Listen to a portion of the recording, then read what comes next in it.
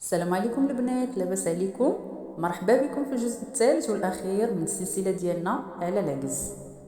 في الجزء الفايت تفهمنا على قاعده الدقائق القليله اللي هي 5 دقائق وكيفاش تبدايها بلا ما تكثري على راسك.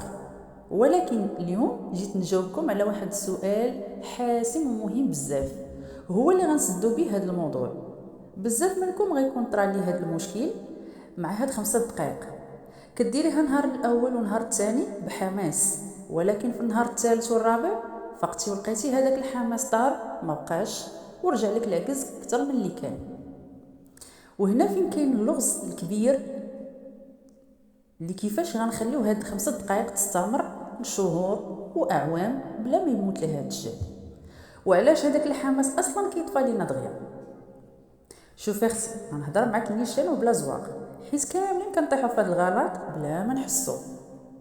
السبب الرئيسي اللي كيخليك تفشلي في النهار الثالث هو انك كتعتمدي على شي حاجه سميتها الحماس، والحماس بحال شي عاصفه كيجي قوي بزاف ولكن دغيا كيمشي وما يمكنش تبني عليه مستقبلك. والغلط ديالنا هو اننا دائما كنتسناو حتى تكون عندنا الكانه والخاطر عاد نوضو نخدمو. السر الاول باش نسدو هاد الباب هو نبدلو الحماس بالانضباط، والانضباط كيعني ديري ديك 5 دقائق واخا تكوني عاجزه، واخا تكوني باغيه تنعسي واللي يكون طالع لك الدم. شوفي هادوك البنات اللي كيبانوا لك واصلين وناجحين في حياتهم، راه ماشي حيت ديما عندهم الكانه والخاطر، لا، هما غير كينوضوا يديروا الشغل اللي عليهم واخا يكونوا ما حاملينوش في ديك الدقيقه.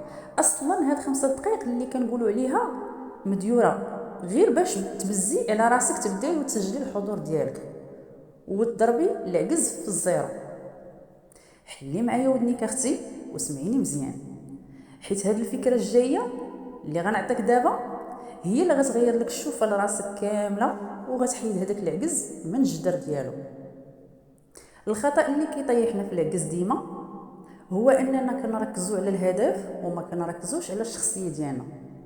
مثلا فاش كتقولي الهدف ديالي نتهلا في البشره ديالي او ندير ماسكات لشعري، هاد الجمله فاش كتقال في العقل ديالك كيعجز وكتبان بالنسبه للعقل ديالك كتبان ليه شي حاجه كثيره وبزاف فيها بزاف ديال التماره والروينه.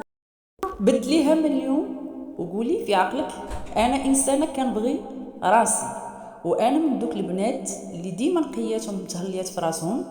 ملي كترجعيها جزء من شخصيتك، ديك 5 دقائق ما بقيتيش كديريها بالزز وبالمشاكل، بالعكس كتولي حاجه عاديه وطبيعيه في اليوم ديالك.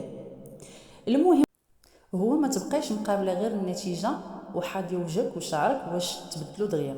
ركزي غير على انك تولي بنت كتهلا في راسها يوميا، حيت النهار اللي غادي يعاود يرجع يشد فيك العجز غادي تفشلي، وتما فين خاصك تكوني واجده بالخطه ديال الطوارئ قبل ما يغلبك.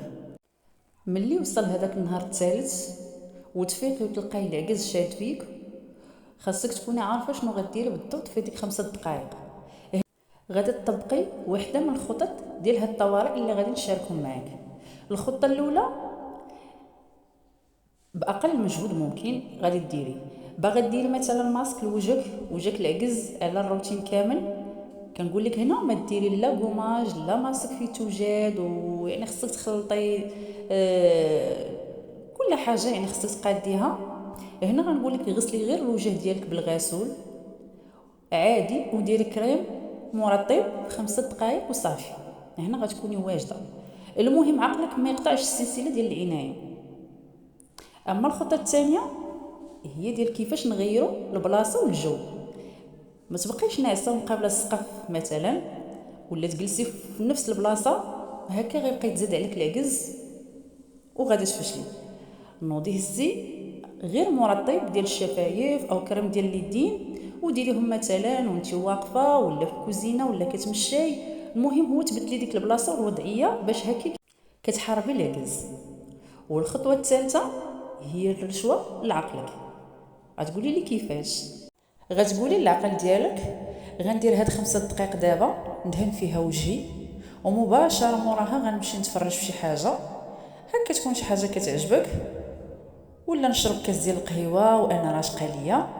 وهكا ملي كيشوف العقل ديالك هاد المكافاه كيعطيك الطاقه دوزيها بالعكس. ايوا هادشي اللي كاين البنات، كنتمنى هاد السلسله تكون عجباتكم وفتكم ولو غير بشويه، وتكونوا فهمتوا اللعبه ديال العقل كيفاش دايره.